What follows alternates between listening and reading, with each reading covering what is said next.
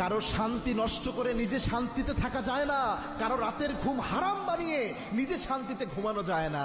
এটা পৃথিবীর নিয়ম। আল্লাহ রাব্বুল আলামিন কোন ব্যক্তির উপর জুলুম করবেন আপনি আর আপনাকে আল্লাহ সারা জীবন শান্তিতে রাখবেন, ইটস টোটালি ইম্পসিবল। মনে রাখবেন, প্রত্যেকটা জিনিসের একটা ফিডব্যাক রয়েছে।